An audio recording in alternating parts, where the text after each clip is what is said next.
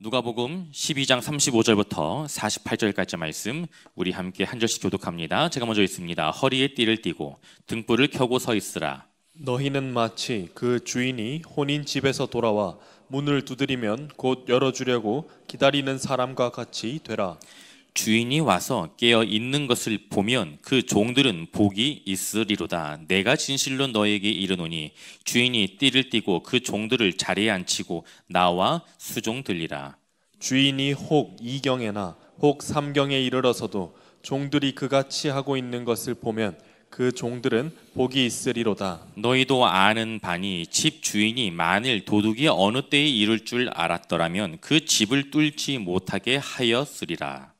그러므로 너희도 준비하고 있으라. 생각하지 않은 때에 인자가 오리라 하시니라. 베드로가 여짜오되 주께서 이 비유를 우리에게 하심이니까 모든 사람에게 하심이니까. 주께서 이르시되 지혜 있고 진실한 청지기가 되어 주인에게 그 집 종들을 맡아 때를 따라 양식을 나누어 줄 자가 누구냐? 주인이 이를 때에 그 종이 그렇게 하는 것을 보면 그 종은 복이 있으리로다.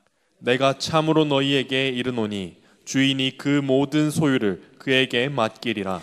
만일 그 종이 마음에 생각하기를 주인이 더디 오리라 하여 남녀 종들을 때리며 먹고 마시고 취하게 되면 생각하지 않은 날 알지 못하는 시각에 그 종의 주인이 이르러 엄히 때리고 신실하지 아니한 자의 받는 벌에 처하리니 주인의 뜻을 알고도 준비하지 아니하고 그 뜻대로 행하지 아니한 종은 많이 맞을 것이요 알지 못하고 맞을 일을 행한 종은 적게 맞으리라. 무릇 많이 받은 자에게는 많이 요구할 것이요 많이 맡은 자에게는 많이 달라 할 것이니라. 아멘. 우리는 계속해서 누가복음 12장 말씀을 통해 예수님의 제자로 살아가는 삶이 무엇인지 살펴보고 있습니다. 그 첫 번째가 무엇입니까? 바리새인의 외식, 누룩을 주의하라. 사람들에게 인정받기 위해 겉과 속이 다른 삶을 살아가는 것을 예수님께서는 외식이라고 말씀하셨습니다. 문제는 이 외식하는 삶이 공동체 전체를 변질시킬 수 있는 전염성이 있다는 것입니다. 당장 눈앞에 보이는 사람이 아닌 모든 것의 주권자 되시는 하나님을 두려워하며 예수님의 살아계심을 주인으로 고백하며 성령을 의지하며 살아가게 될 때에 우리는 외식을 극복할 수 있습니다.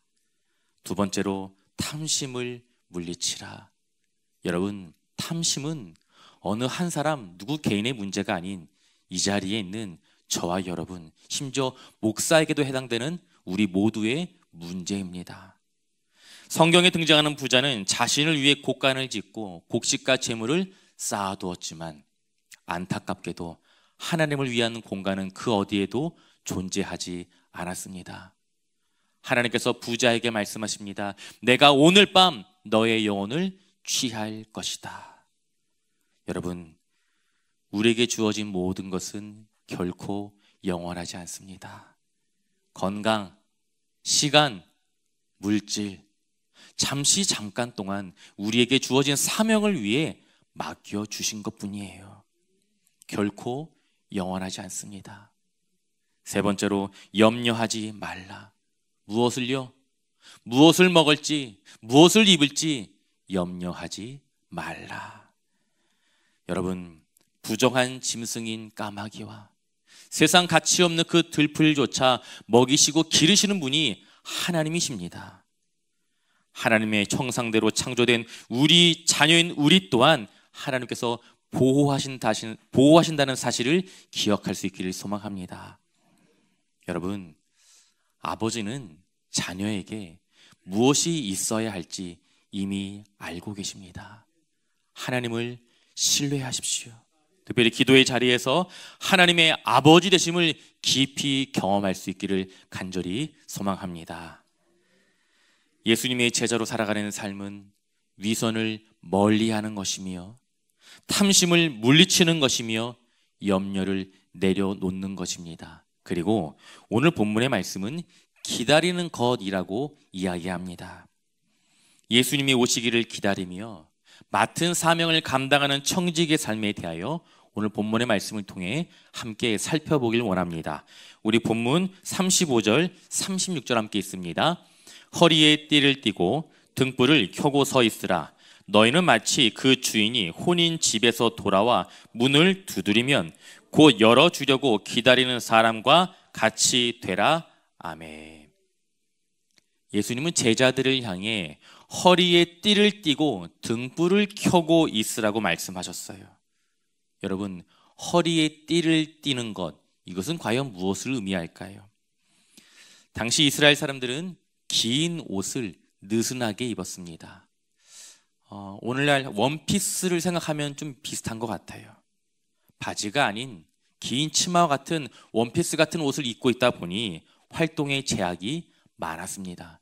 그래서 먼 길을 떠나거나 특별히 전쟁에 참여하게 될 때는, 다시 말해 신속하게 움직임이 필요한 그때는 허리에 띠를 둘렀습니다.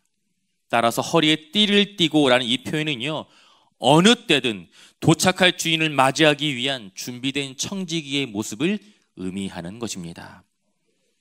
주인이 집에 도착할 때 신속하고 민첩하게 움직일 수 있도록 준비하라.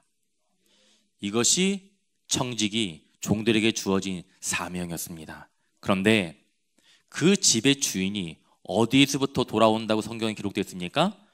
혼인집에서 돌아와 문을 두드리면.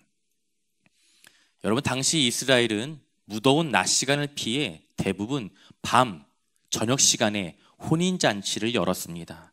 그래서 결혼식에 참석하고 돌아온 주인은요, 당연히 밤 늦은 시간에 집에 돌아올 수밖에 없었습니다. 따라서 주인이 도착할 때 종들은 깨어 있어야 합니다. 왜요? 누가 문을 열어야 됩니까? 제가 문을 엽니까? 종들이 문을 열어야 하기 때문이에요.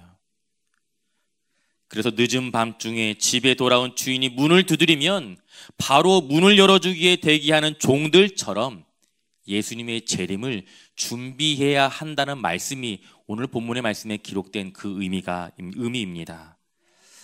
여러분, 성도는요, 세상의 사람들과는 달리 예수님의 다시 오심, 재림을 기다리며 살아가는 존재입니다.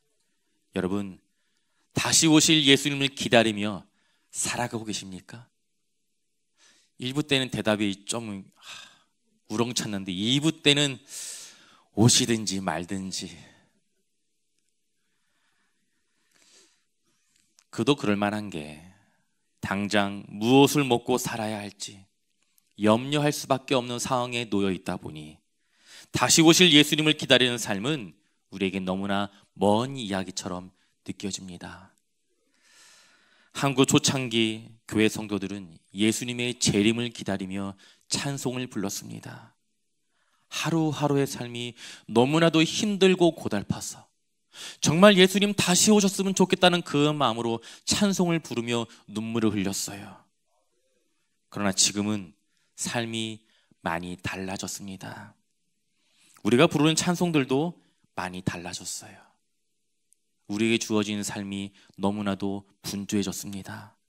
더 이상 예수님의 재림을 기다리며 살아가는 삶이 아니라 지금 현재의 삶에 주목하여 살아가고 있는 우리를 향해 오늘 본문의 말씀을 통해 예수님께서는 다음과 같이 말씀하고 계십니다. 우리 37절, 38절 함께 옵니다. 주인이 와서 깨어 있는 것을 보면 그 종들은 복이 있으리로다. 내가 진실로 너희에게 이르노니 주인이 띠를 띠고 그 종들을 자리에 앉히고 나와 수종 들리라. 주인이 혹 2경에나 혹 3경에 이르러서도 종들이 그같이 하고 있는 것을 보면 그 종들은 복이 있으리로다. 아멘. 여러분, 본문의 말씀에 기록된 2경이라는 시간은 저녁 9시부터 저녁 12시까지입니다. 그리고 3경은 저녁 12시부터 새벽 3시까지의 시간이에요. 따라서 새벽 시간까지 주인이 돌아오기를 깨어 기다리며 문을 열어줄 준비를 하고 있는 그 종들에게 무엇이 있을 것이라 약속하셨습니까?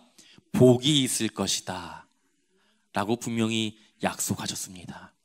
그러면 예수님께서 약속하신 그 복은 과연 무엇을 의미할까요? 주인이 띠를 띠고 종들을 자리에 앉히고 수종을 드는 것이라고 본문의 말씀은 기록하고 있습니다.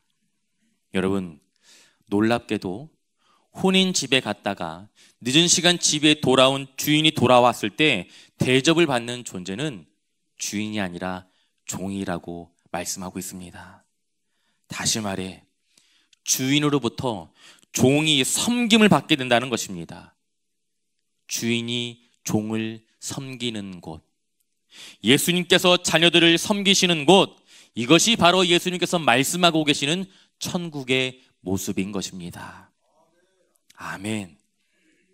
여러분, 여러분이 생각하는 천국은 어떤 곳입니까? 천국 상상해 보셨습니까? 우리 고린도서 2장 9절 말씀을 우리 함께 봅니다. 기록된 바 하나님이 자기를 사랑하는 자들을 위하여 예배하신 모든 것은 눈으로 보지 못하고 귀로 듣지 못하고 사람의 마음으로 생각하지도 못하였다 함과 같으니라. 아멘. 사랑하는 성도 여러분, 천국은 우리가 감히 상상할 수 없는 복이 있는 곳입니다. 예수님께서 안아주시고 우리의 눈물 닦아주시며 그래서 더 이상 수고와 아픔, 고통과 눈물이 없는 곳, 그곳이 바로 천국입니다. 주인이 돌아오기만을 깨어 기다린 종들에게 주인으로부터 섬김을 받게 되는 복이 예비된 것처럼 다시 오실 예수님의 재림을 기다리며 주어진 삶을 감당하는 성도들에게 천국이 복으로 주어진 줄 믿습니다. 아멘. 부활하시고 승천하신 예수님은 이 땅에 분명히 다시 오신다고 말씀하셨습니다. 문제가 한 가지 있어요. 다시 오신다고 분명히 말씀하셨는데 그 때를 알려주시지 않았다는 것입니다. 우리 본문 39절과 40절 함께 봅니다. 너희도 아는 바니 그 집 주인이 만일 도둑이 어느 때에 이를 줄 알았더라면 그 집을 뚫지 못하게 하였으리라. 그러므로 너희도 준비하고 있으라. 생각하지 않은 때에 인자가 오리라 하시니라. 아멘. 여러분, 종말은 우주적인 종말이 있고 개인적인 종말이 있습니다.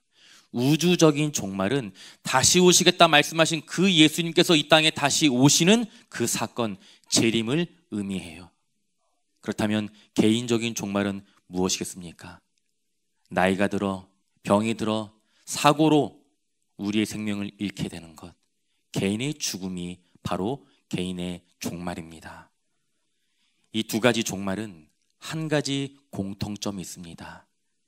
그것은 그날, 그때가 언제인지 그 누구도 알 수 없다는 것입니다.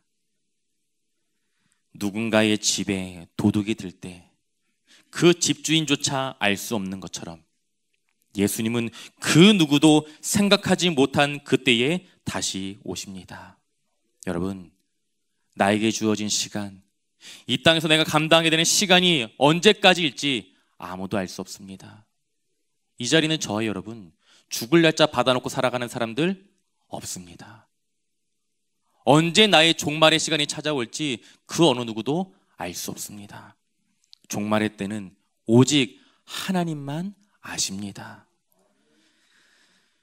지금처럼 인터넷이 발달되지 않고 스마트폰이 없던 시절, 저에게 유일한 낙은 집에서 TV를 보는 것이었습니다. 사실 오락실 가는 걸 제일 좋아했었는데 돈이 없어서 그마저도 자주 가지 못했어요. 집에 TV가 있었는데 안타까운 것은 부모님께서 TV를 보지 못하게 하셨다는 거예요. 아니, 그럴 거면 사두질 말던가. 저와 동생이 집에 있는 TV를 볼 수 있는 유일한 시간은 부모님께서 외출하는 시간이에요. 그때가 되면 얼마나 행복한지 몰라요. 동생과 저는 이제 그 순번을 무슨 순번이냐면 망을 보는 사람과 방 안에서 TV를 보는 사람, 그렇게 1인 1조로 구성이 돼요. 참고로 저희 집이 교회였고 교회가 저희 집이었어요. 방 문을 열면 교회 본당에 있었어요. 그래서 한 사람은 교회 현관문 앞에서 이제 계단에서 올라오는 소리를 듣는 거예요. 부모님 발자국 소리가 들리는지 그 소리를 들으면서 동시에 귀는 어디에 집중합니까? 방 안에서 들려오는 TV 소리에 집중하고 있는 거예요. 한 사람은 부모님이 오시는지 계단에서 올라오는 소리를 듣고, 한 사람은 방 안에서 편히 TV를 보는 것. 그렇게 번갈아 가면서 동생과 함께 TV를 봤습니다. 완벽한 범죄 아니겠습니까, 여러분? 문제는 부모님께서 언제 집으로 돌아오는지 알 수 없다는 거예요. 지금처럼 핸드폰이 있으면 전화해서 엄마 언제 와? 그럼 대충 시간이 이제 계산되잖아요, 그렇죠? 그러면 오실 시간을 미리 예배해 놓고 이제 아무것도 안 한 것처럼 열심히 공부하고 있던 것처럼 그렇게 흉내내고 있으면 되는데, 문제는 그렇지 못했다는 것입니다. 동생과 저는 참 열심히 수고하면서 TV를 봤어요. 근데 문제는 이런 저희의 수고와 노력에도 불구하고 저희 형제가 TV를 봤다는 사실은 부모님께서 집에 도착하는 그 순간 밝혀지게 됩니다. 집에 돌아온 어머니가 저에게 TV를 봤는지 물어봐요. 제가 큰아들이니까 저는 당당하고 뻔뻔스럽게 TV를 보지 않았다고 이야기합니다. 그런데 문제는 저희 어머니가 저희 머리 꼭대기에 앉아 계신 분이세요. 어머니가 TV를 만져보는 순간 모든 상황은 종료가 됩니다. 왜요? TV가 따끈하거든요. 여러분, 한낮 TV를 보는 것조차 부모님께서 언제 돌아올지 알 수 없어 두렵고 떨린 마음으로 기다렸는데, 여러분, 우리는 예수님의 다시 오심을 어떠한 마음으로 준비하며 기다리고 계십니까? 여러분, 중요한 것은요, 예수님께서 언제 오시는지 그 때를 아는 것이 아니에요. 수많은 이단들이 예수님께서 오시는 그 때를 이야기하고 있지만, 여러분, 정말 우리에게 중요한 것은 그 때가 아니라 예수님께서 오시는 그 순간 우리가 어떻게 맞이할 것인가. 예수님께서 우리를 부르시는 그 순간 나는 과연 무엇을 하고 있었느냐, 바로 이것입니다. 성도는 주인이 집에 다시 돌아오기만을 깨어 기다리는 종처럼 예수님의 다시 오심, 개인의 종말을 기다리며 살아가는 존재입니다. 그렇다면 깨어 있어야 한다는 것은 과연 무엇을 의미할까요? 가끔씩 설교를 하다 보면 예배 때 주무시는 분들이 계세요. 저는 전혀 개의치 않아요. 주무셔도 돼요. 여러분, 우리가 주일 예배 이 한 시간의 시간도 졸음을 참지 못하고 이렇게 주무시는 분들이 계시는데, 깨어 있어야 한다고 말하는 예수님의 말씀은 과연 무엇을 의미하는 걸까요?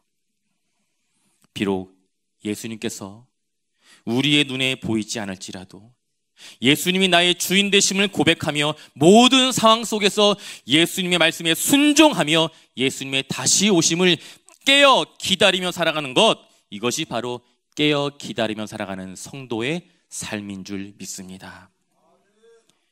주인이 혼인집에 돌아와 문을 두드리면 곧바로 문을 열어주기 위해 기다리는 종에겐 약속된 한 가지가 있습니다.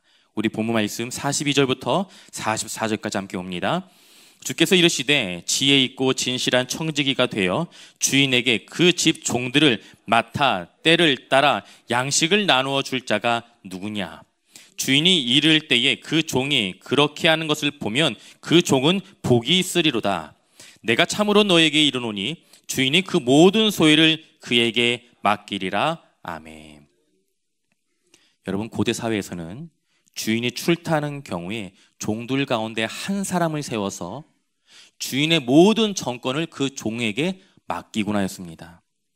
그 종을 오늘 본문의 말씀은 청지기라고 표현하고 있어요. 따라서 청지기는 주인의 것을 대신 맡아 지키고 관리하는 사람을 의미합니다. 청지기는 주인을 대신하여 모든 종을 주관합니다. 동시에 모든 종들의 생명과 안녕을 책임져야만 했습니다.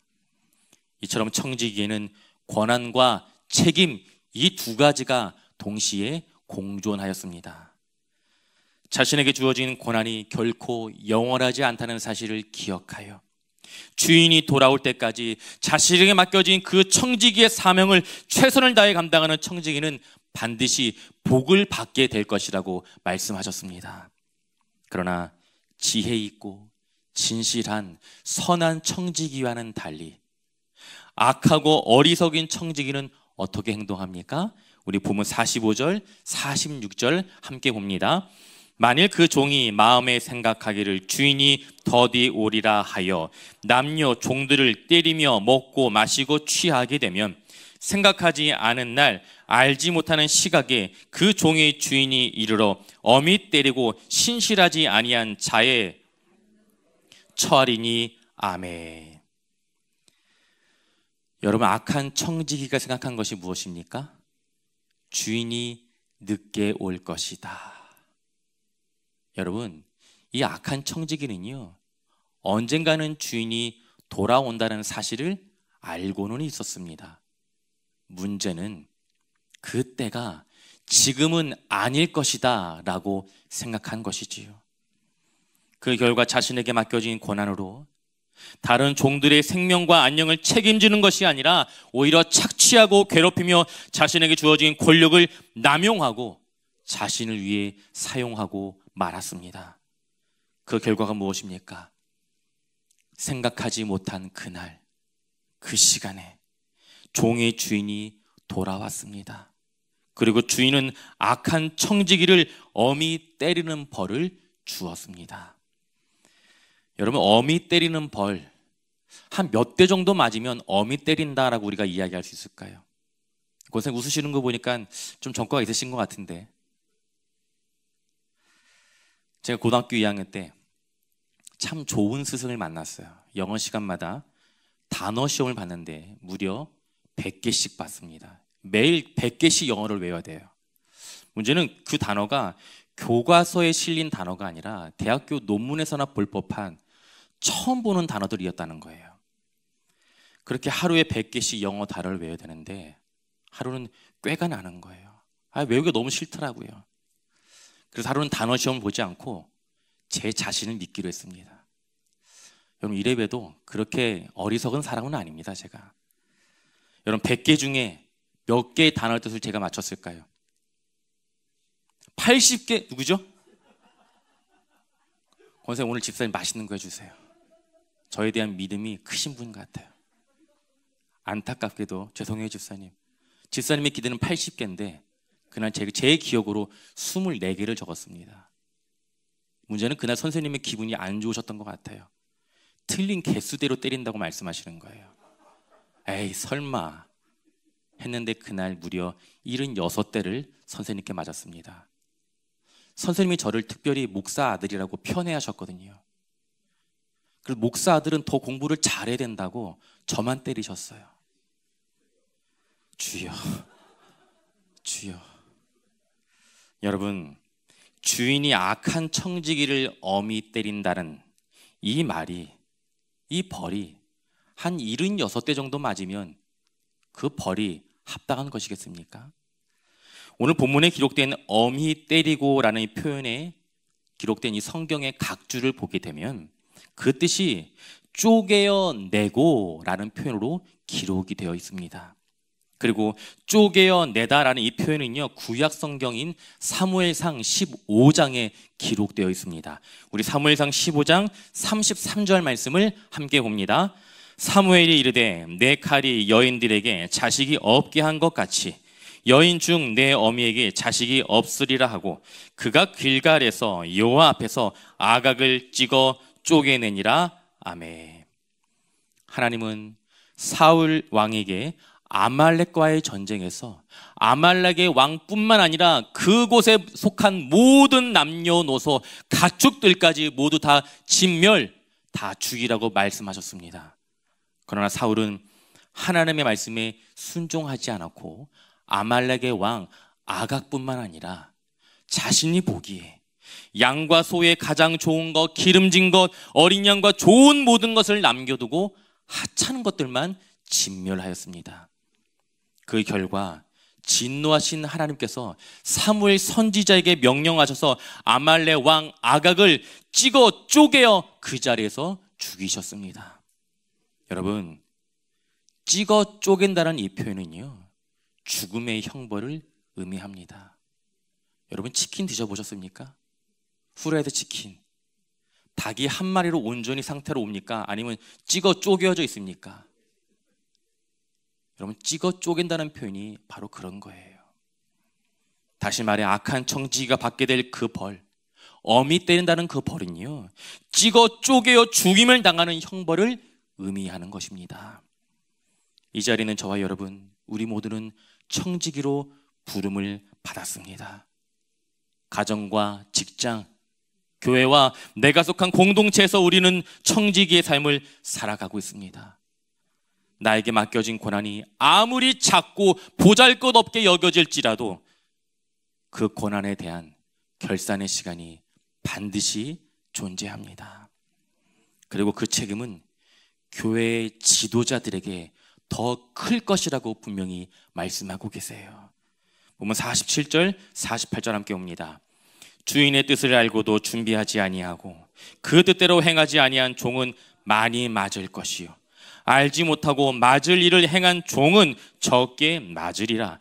무릇 많이 받은 자에게는 많이 요구할 것이요, 많이 맡은 자에게는 많이 달라 할 것이니라. 아멘. 오랜 시간 신앙생활을 한 성도, 교회에서 직분을 받은 성도일수록 주어진 책임은 더 클 수밖에 없습니다.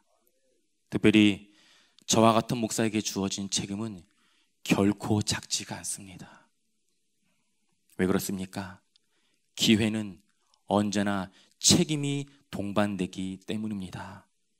여러분, 우리가 맡은 모든 일은요, 장차 칭찬을 받을 수도 있고 이와는 달리 징계를 받을 수도 있습니다.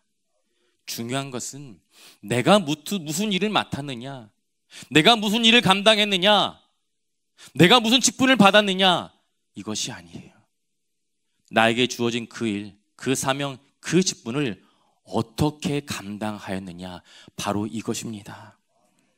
그 결과에 따라서 우리는 상을 받을 수도 있고 벌을 받을 수도 있습니다. 지금은 알 수 없어요. 지금은 알 수 없어요. 그러나 예수님께서 다시 오시는 그날, 모든 청지기들은 하나님의 심판대 앞에 서게 될 것입니다. 말씀을 정리합니다. 오늘 말씀 묵상하며 설교를 준비하며 저의 마음이 참 많이 어려웠습니다. 이 말씀 묵상하는데 저도 이 말씀에 대한 답을 해야 되거든요. 나는 과연 선한 청지기인가? 아니면 악한 청지기인가? 말씀을 전하는 그 자리에서, 이 강단에서 그럴듯하게 말씀을 전하고 있지만 정작 주인인 하나님의 뜻대로가 아닌 내 뜻대로, 내 욕심과 내 욕망대로 살아가고 있지는 않는가? 하나님의 심판대 앞에 서게 되는 그날, 나는 과연 하나님의 칭찬을 받게 될까? 아니면 징계를 받게 될까? 이 생각이 끊임없이 저의 마음을 짓누르는 거예요. 특별히 목사인 저를 비롯하여 우리 장로님들, 우리 안수 집사님들, 우리 권사님들, 죄송하지만 우리에게는 하나님께서 더 많은 것을 맡겨주셨어요. 여러분, 우리에게 주어진 직분 그냥 이유 없이 주어진 것이 아닙니다. 하나님께서 우리를 귀하게 여겨주시고 충성스럽게 여겨주셔서 저에게 목사의 직분을, 여러분에게 장로의 직분을, 안수집사의 직분을, 권사의 직분을, 순장의 직분을, 교사의 직분을 허락하여 주신 것입니다. 하나님께서 우리에 대한 기대하심이 있어요. 여러분, 우리를 믿고 맡겨주셨는데 우리는 어떻게 주어진 사명을 감당하고 있습니까? 주인의 뜻을 알고도 그 뜻대로 행하지 않는 청지기에는 엄중한 심판이 임하게 될 것이라고 분명히 말씀하셨습니다. 바라고 소망하는 것은 찍어 쪼개어지는 형벌이 아닌 잘하였다, 착하고 충성된 종아, 내가 적은 일에 충성하였으니 내가 너에게 많은 것을 맡길 것이다, 하나님께 칭찬받을 수 있는 저와 여러분들이 되시길 예수님의 이름으로 축원드립니다.